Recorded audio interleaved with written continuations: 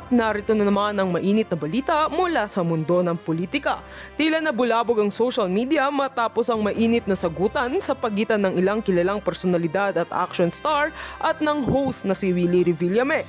Isang controversial nga na sagutan ang bumalot sa social media matapos maging tampulan ng usapan sina Ramon Bong Revilla, Tito Soto, Kiko Pangilinan at Lito Lapid dahil sa kanilang mga pahayag na tila pinasinungalingan ng sikat na TV host na si Willie Revillame.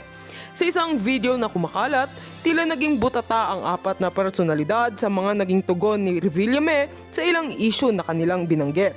Ayon sa mga ulat, nagkaroon ng palitan ng opinyon sa pagitan ng mga senador at ni Willie sa isang programa.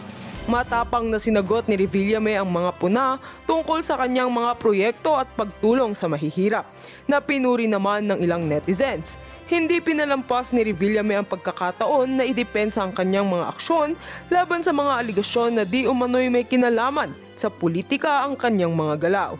Samantala, tila hindi pa tapos ang usapan dahil may mga balitang sina Tam Baloslos at Liza Smugs, mga bagong personalidad, ay magbibigay din ng kani-kanilang pahayag sa usaping ito. Ang kanilang pagpasok sa issue ay inaasahang magdadagdag ng init sa kontrobersiya na patuloy na inaabangan naman ng publiko. Abangan natin ang mga susunod pa na kabanata sa isyung ito na patuloy na umaani ng iba't ibang reaksyon mula sa mga netizens. At heto nga ang mga balitang ating pagkakatutukan. At kung bago ka pa lamang sa aking channel, ay huwag kakalimutang mag-like, share and subscribe para updated ka sa aming mga bagong balita dito sa Tatak Pinas.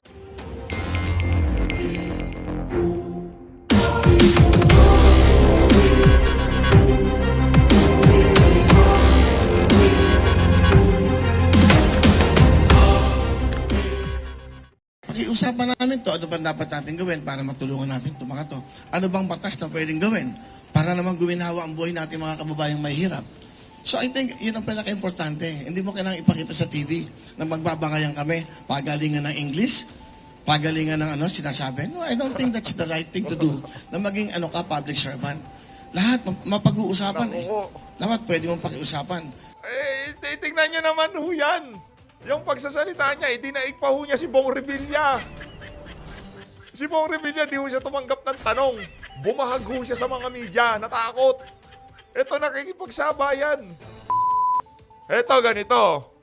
Bigyan ko ho kayo ng senaryo na kung saan magkakaroon ng eleksyon at yung mga kandidato ni dating Pangulong Rodrigo Duterte ang mag-i-endorso, walang iba kung hindi itong si Willie Revillame. Palakpakan.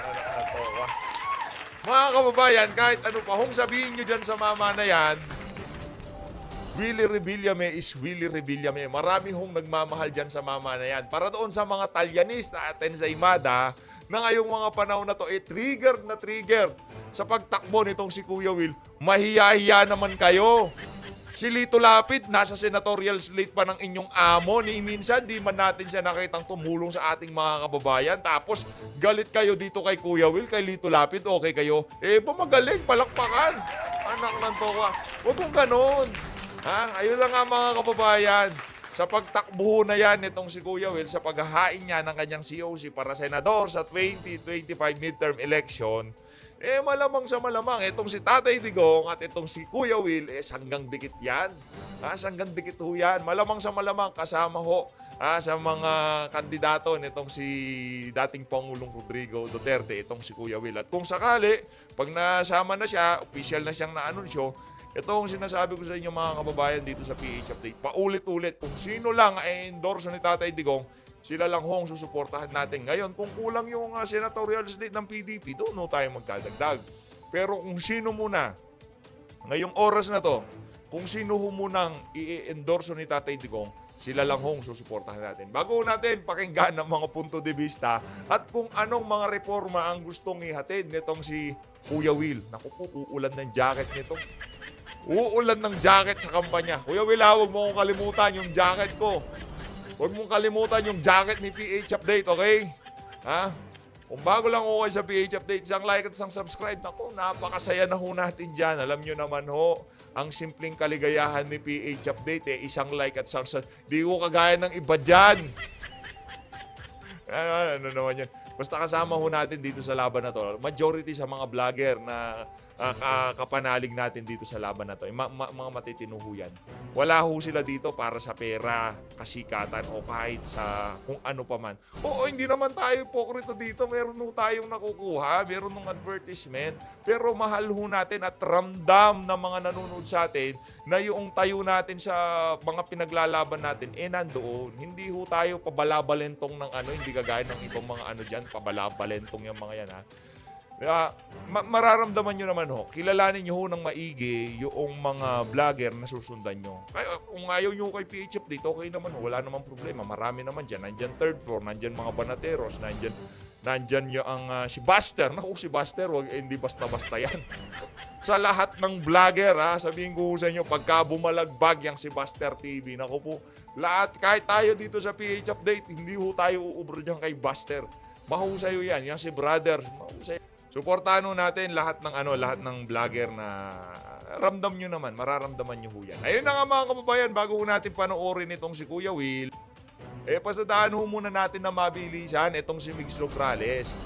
Sasagupain niya ho itong si Manong Pulong, itong si Congressman Pulong Duterte sa pagka-congressman ng unang distrito ng Davao. Ito mga kababayan, ayan na ho, nag-file na ho siya ng kanyang kandidatura. Teka muna. Meron ako napansin. Nasaan na yung iyong mga magagarbong damit? Yung iyong mga, ano ba yan? Lucky pants mo ba yan? Lucky shirt mo ba yan? Pagka nagpa-file ng COC, parang yan lagi suot mo, ha?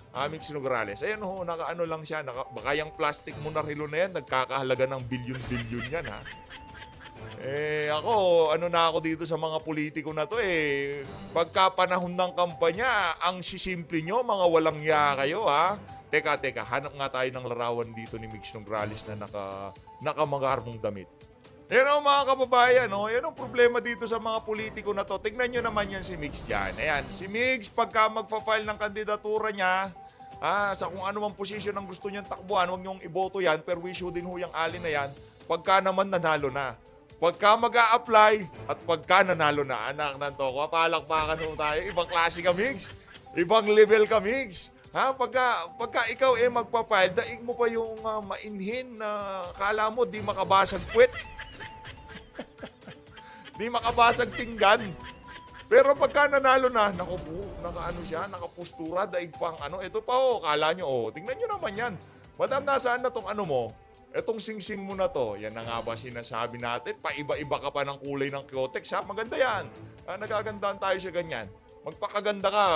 Balita ko, malapit ka na daw ikasal Tingnan sa pusto. Pagka mag-apply ka, naka-polo shirt ka, nakamaong ka, pero pagka nanalo na, tingnan nyo naman mga kababayan, daig pa artista. Palakpakan natin yan si Migs. Ikaw, Migs, ha? Akala mo makakaano ka sa akin, ha? Hindi ka makakaisa dito, Brad. Sabihin ko sa'yo, Madam, hindi ka makakaisa dito. Hindi ka yan ang dapat ipalo sa pit mo. Bisitahin ko nga itong si Sir Ibi.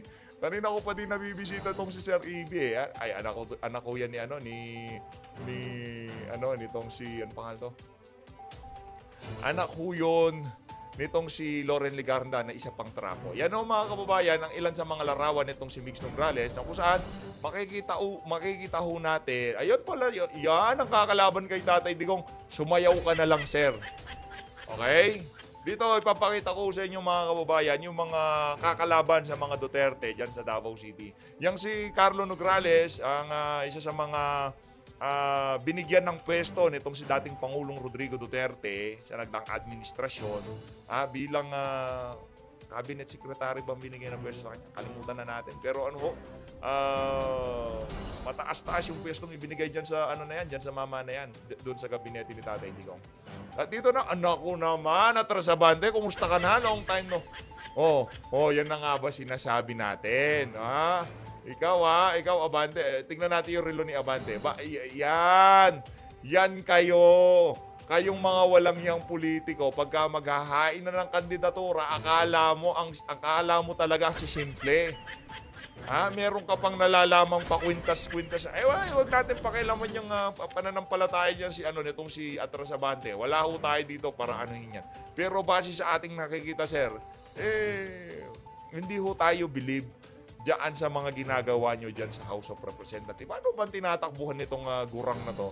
Re-electionist Manila 6th District Rep Bienvenido Abante naghain ng kanyang COC para sa 2025 election. Palakpakan ho natin itong tambalustos. Asa ka pa? Alam ko nang palakpakan ka namin. Sino ka ba? Isa ka lang naman sa mga perwisyo sa pamahalaan na walang ginawa, parang linta, kundi sipsipin ang amo nyo, yang si Tambaluslos dyan sa House of Representatives. Meron pa ho dito Ayoon! Yan na nga ba sinasabi natin? Diba? Yan na nga ba sinasabi natin? Yan ho ang dapat nating suportahan. Yung mga susuportahan ni Tatay Digong. Dahil yung mga yan, hindi pa ho eleksyon, tumutulong na yung mga yan. Palakpakan! Siguro, makakapanood sa ating mga kasama natin. Seryoso, PH? Susuportahan mo yung si Kuya Will. Magbigay kayo, except kay Kong Dante at dito kay sa mga lineup ng nitong CPRRD. Except sa kanila. Magbigay kayo ng kandidato, except sa mga kandidato ni Tatay Digong, na nakapagbigay ng tulong sa sambayan ng Pilipino, kagaya ng nagawa ng kuya na yan, ng mama na yan. Kuya Will, yung jacket ko joke lang, kayo naman Siyempre sa mga ang tawag dito, yung mga memorabilia sa eleksyon, yung mga t-shirt. Abangan nyo mga kababayan, di pa ho kasi eleksyon, kaya di pa ho tayo nagsusuot. Isusuot natin yung mga yon pagka panahon na ng eleksyon. Ngayon filing pa lang ho ng COC. Pagka nagdeklara na ang COMELEC na ang panahon na ng eleksyon, mag-uumpisa na ho tayo magsuot. Marami ho tayong damit. Pagka i-content natin yung si Kuya Will, magja-jacket tayo kahit mainit. Pag yung si Kong Dante Marcoleta, syempre meron din naman ho tayo kay Kong Dante, no? At para naman dito kay Kuya Will, naka-jacket tayo dyan. Kay Attorney Vic, naka-black tayo dyan. Na nga mga kababayan, dito sa bahagi ng video natin na to, pag-usapan na ho natin itong mga punto de vista nitong ating Kuya Will. Ito na nga ba? Ito, pakinggan natin game. 2 minutes of Magandang hapon Intro, sa inyo intro, lahat. Luzon, Visayas, Mindanao, Yung saan masulok ng mundo. bigyan ng Jackie yan! Una sa lahat, ako po si Wilfredo Bendia Revillame. Yan ang tunay kong pangalan. Oh, Pero Bendia. kilala niyo naman Okay. ako sa pangalang Willie Revillame. At ako pa 64 years old. Siguro hindi na ako kailangan mag-explain, hindi na ako kailangan magpakilala sa inyo. For 21 years, meron akong daily show, tanghali, hapon, gabi.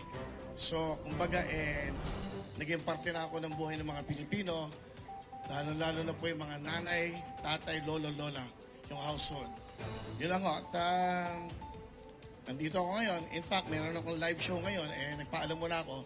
Ang alam ko, naka-feed kami ngayon sa TV5.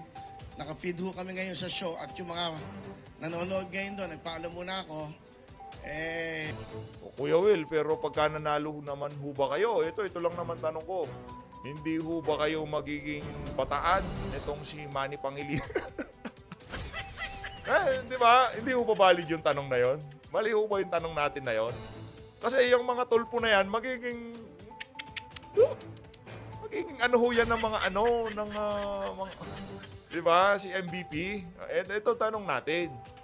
Kuya Will, hindi, magkakaroon naman siguro tayo ng pagkakataon na matanong o sana maitatanong para sa atin, para dito kay Kuya Will. Sana hindi naman. Siguro hindi naman kasi maprinsipyo naman yang si Kuya Will. Talagang kilalang taga-suporta yan ni dating Pangulong Rodrigo Duterte. Tingnan natin. Maaga pa naman para dyan sa mga ganyang klaseng katanungan. Mag-enjoy muna tayo dun sa giling-giling, igiling-giling, igiling mo ng igiling. PH, fan ka pala nitong si Kuya Will. Hindi naman. Sa mga tumutulong ng ganyan, talagang para sa pagka medyo nagkakainitan sila, giling-giling, gano'n lang yan, talagang game. Sigurado nagsisigawan ngayon dun yon. At wala ako, walang kantahan, walang sayawan, walang hep-heporay muna, walang putukan, at walang Wheel of Fortune. Pero may mas malaking hangarin at may mas malaking plano para sa bawat Pilipino. Okay? At 2 minutes, siguro mas maganda makatanong na lang para masagot ko na kagad yung mga tanong. Okay, sige po. Yun ang maganda. Walang tanong? Ganyan! Ay, saludo ko tayo kay Kuya Will. Dinaig, oy, Rebilla, dinaig ka pa nitong si Kuya Will. Ang lakas ng loob na sagutin ang mga tanong ng mga media. Itong si Rebilla sabi, oy, di na akong tatanong. Wala nang tanungan. Ito na lang, tanggapin nyo na lang speech ko. Budots, pwede, sasayo ko, pero tatanungin, hindi ako pwedeng tanungin. Napaka-entitled nung mama na yun sa totoo lang. Nakita nyo yung ginawa niya kay Nabria. Ay, nako, lalabas ulat ng kabalbalan nitong si Rebilla pagka malapit na election. Huwag mo na. Kalma lang. Okay. Chill lang tayo, okay? Ngayong araw na to, tayo nagtagumpay. Tayo nagwagi. Panalo ho itong araw na ito. Ang panalo ngayong araw na to, sambayan ng Pilipino. Dahil nakita ho natin yung mga individual diyan sa Comelec 10, diyan sa Manila Hotel.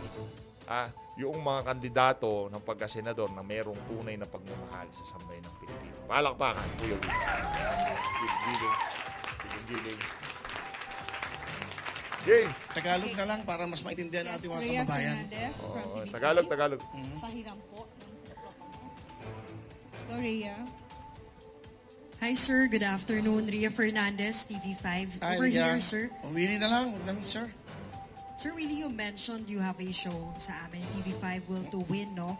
So the next question is, what happens to your show if you are vying for a Senate seat? Ano mangyayari po dun sa Will to Win? Sa pagkakaalam ko, sa rules ng COMELEC, until February 10, pwede pa ako mag-live show. So I still have 5 months na makakapag-live ng 5 to 6:30 sa TV5, sa Facebook na meron kaming followers na 17,300,000 at 8 million sa YouTube. So pwede pa ako magtrabaho, pero pagdating ng February 11, mag-stop na, and that will start the campaign. So you know, and then, pag nanalo, pagpalarin, at pag pinagalob ng Diyos na ako yung makapaglingkod ng tapat at walang halong pag-iisip ng masama sa aking mga kasama, ako pa'y babalik, like the Senator Tito Soto, na may itbulaga pa din. Yun lang. Okay. Go ahead. Sir, one additional question po. Ano pong nag-udyok sa inyo para finally tumakbo na po sa pagkasenador? Because going back to your previous statements, hindi nyo po nakikitang tatakbo kayo sa sabak sa politika eh. Yung mga nakikita ko, awayan ang awayan, mga edukado, ang tingin nila sa mga artista masyadong mababa, kami may magagandang puso para sa ating mga kabayan. Ano ba ang purpose ng isang senador? Hindi ako abogado, hindi ako nakatapos, pero ang purpose dapat ng bawat senador, bawat nagpa-public servant, bawat namumuno sa anumang local government, mabuting puso ang meron ka. Correct. Ang dapat mong inisip lagi mga kababayan mo. Marami ng batas na ginawa, marami ng mga presidenteng dumaan, marami ng senador na dumaan, pero yung buhay natin mga kababayang mahirap, nababago ba? I think, yun ang pinaka-importante. Poverty, yun ang pinakamalaking problema natin. Yung mga batang nangangarap na mag-aral, pag wala ng pera, hindi na natutupad ang pangarap. Yung mga nanay at lola natin na may mga sakit. Alam mo, for 21 years na ako'y nasa daily show, laging ang bulong sa akin ng nanay, lola, lahat. Pembili ng gamot, Willie. Yung asawa ko may sakit. Willie, pero pang-matrikula ng anak. Puro lahat ng iyan ang nadidinig ko for 21 years. Tama ating mga kababayan. For 21 years, yung mga magbubulong sa akin ng ganyan, hindi naman ho na bago ang buhay eh. Sa mga marami na nagsilbi sa ating bayan. Wala akong sinasabing iba. Ibig ko lang sabihin, dapat hindi lang batas tungkol sa batas na mga kung saan batas. Balansehin din ho natin, no? Kasi kung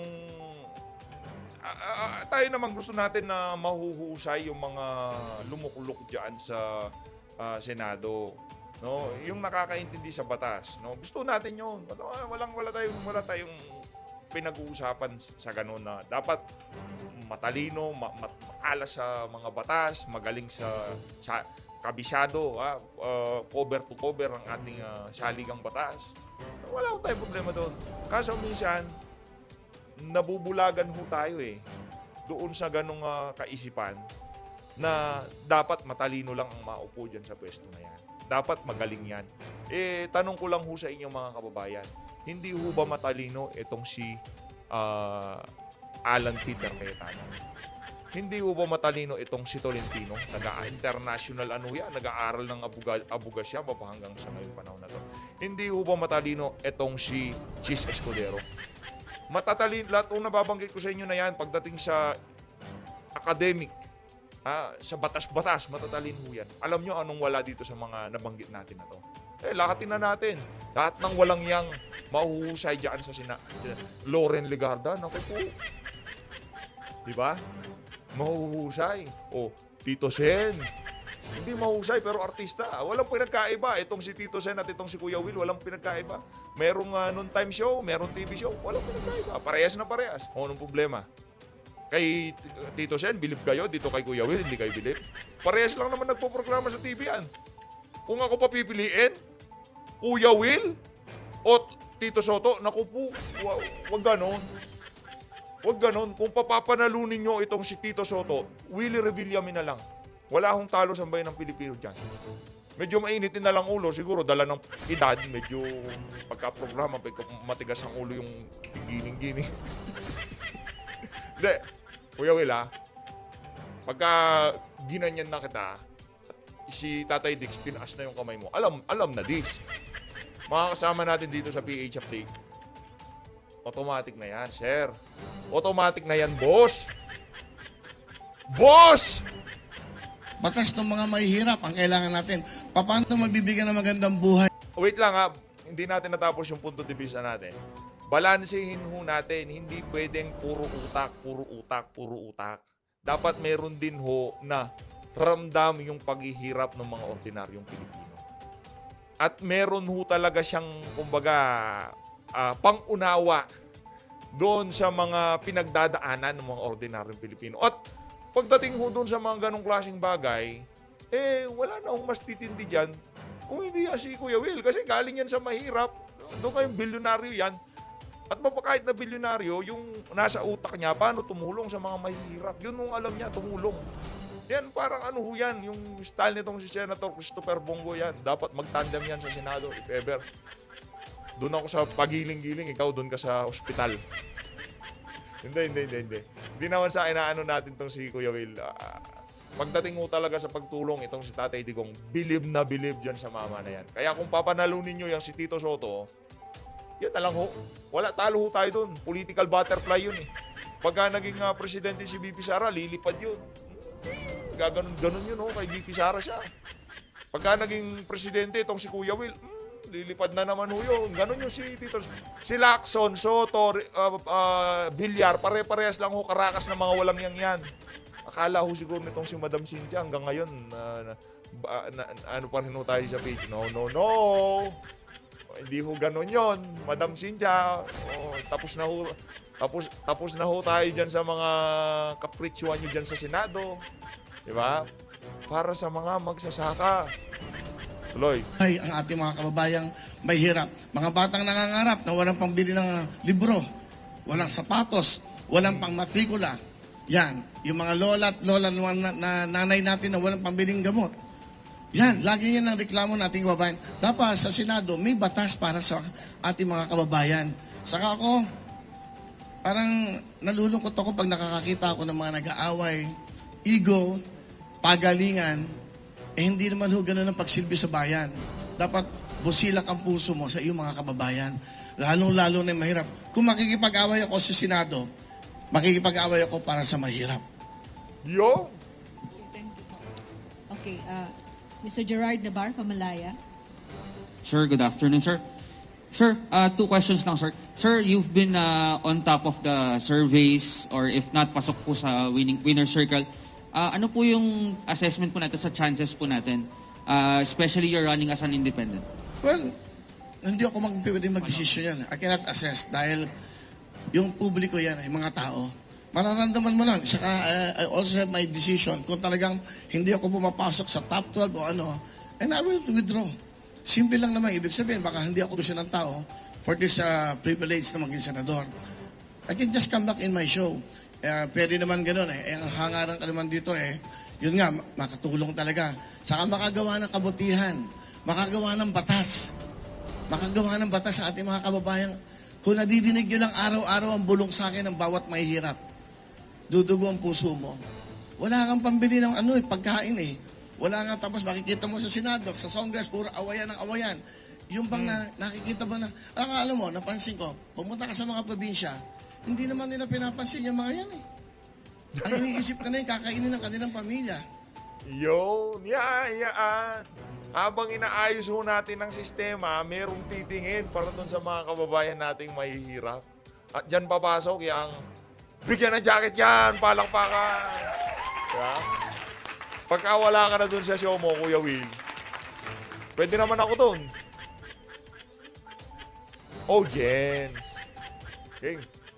Sa umaga, sa tanghali, sa gabi, kung paano mabubuhay ang pamilya, hindi naman nila papansin lahat yan. Sa aking pagkakalam, sa research, 94.7% mahirap sa ating bansa. Sir, you mentioned you want to file bills. Ano po in particular yung mga naisip po natin on top of your mind ngayon na mga bills for the, Yan ang magandang for the tanong. purpose? Gusto ko yung mga ganyan tanong. Unang-una, gusto ko yung kay Senator Angara, yung sa senior, no? Kasi yung 20%, parang kulang yan eh. Kasi every year, tumataas ang mga gastusin natin sa lahat ng bagay, lalo-lalo sa gamot. Ako, ang pwede kong kung papalarin, pagkakalooban ng Diyos na manalo ko, maupo ko sa Senado, ang una kong i-adjust ko yung 30% sa mga seniors PWDs. Mahirap, maging mahirap, napakahirap, parang kang bibili ng gamot. Paano tumatagal ng buhay na mahirap? Walang pambiling gamot. I think yan ang isang bill. And then, sa mga bata, dalawang bagay lang eh. Ang kinabukasan natin bataan eh. Dapat yung mga eskwela wala nang bayad. Libre-libro. Di ba? Yun ang mga sa local government, sa nakikita ko. Actually, libre na yan eh. Krinabaho na yan ng nagdaang administrasyon itong si dating Pangulo Rodrigo Duterte. Siguro ang tututukan dapat dyan yung implementation. Yung oversight function na sinasabi nitong si Congressman Rodante Marcoleta. Dapat matutukan ng maigi yung implementation doon sa mga batas na ginagawa nila. Siguro yun ang kailangan dito. Marami na tayong batas pagdating sa sa edukasyon. Kaso yung oversight function ng Kongreso, yun talaga ang pag-igtingin. Bantayan ng maigi. Hindi yung mag-iimbestiga ng in-aid of legislation Ipatawag ang Department of Education. Kumusta na ho itong batas na to? Itong ating mga bagong rules. Ano na ho bang dito? Ayan, meron na hong pondo. Ano na ho ba yung natin? Kumbaga, progresyo natin dyan. Ilang percent na ho. Yung mga ganong ma-follow up, mabigyan ng follow up. Kasi magsusumbong yung mga tao sa Senado at Kongreso na kailangan namin ganito, kailangan namin ganyan. Gagawan ng paraan. Pagka nagawa ng paraan, naisabatas yung hinaing ng mga sambayan ng Pilipino, ang problema ho pagdating sa implementasyon, hindi ho ganun kaganda. Kaya yung oversight function ng Kongreso, number 1 ho yun. Para magkaroon ng trabaho yung mga walang hindi puro in-aid of legislation na walang puro kabalbalan na investigasyon. Sa batas na ginagawa nila, kung talaga magsisilbisyo tayo sa bansa, sa bayan, unahin natin ang mamamayan eh. Hindi ang bayan. Kasi ang nagpapatakbo ng bayan, yung ating mga mamamayan. Dapat malusog yan. Dapat maayos ang pag-iisip. Dapat healthy. Dapat magandang pinagbukasan. Dapat nakakapag-aral. Dapat marunong sa buhay. Para hindi lagi dumidepende sa gobyerno. One last quick question. 1 minute and 45. Last question na. Bilis naman. Sherry Ann. Sir, magandang ABS-CBN. hapon. Opo, Sherry Ann Torres, ABS-CBN.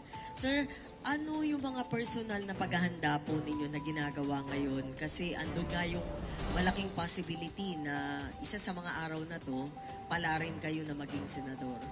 At syempre, alam naman po natin na maliban sa busilak ng puso, mapupunta talaga kayo at mapupunta sa matindihang debate, lalo na kung ipaglalaban nyo yung mga panukalang batas po ninyo. So, paano po kayo naghahanda sa mga ganito? Well, hindi ako makikipagdebate. Hindi ako makikipag-away. Makikiusap ako at hindi ako haharap sa TV na nakikipag-away sa kanila. Pakiusapan namin to, ano ba dapat natin gawin para matulungan natin itong mga to? Ano bang batas na pwedeng gawin para naman guminhawa ang buhay natin mga kababayang may hirap?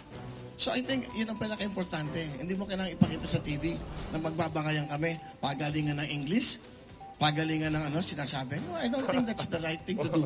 Na maging public servant. Lahat mapag-uusapan. Naku. Dapat pwede mong pakiusapan. My colleagues, pwede ba natin gawin to? May mga lugar tayo naghihirap. Napapansin ko sa bagyo, tuwing may bagyo, lagi may problema, tanggal ang bubong. Yung pupuntahan nila na dapat doon sila ma-accommodate, hindi din sila, binabaha din yun. Anong dapat na paraan? Tingnan niyo naman ho yan. Yung pagsasalita niya, itinaig pa ho niya si Bong Revilla. Si Bong Revilla, di ho siya tumanggap ng tanong. Bumahag ho siya sa mga media, natakot. Ito nakikipagsabayan.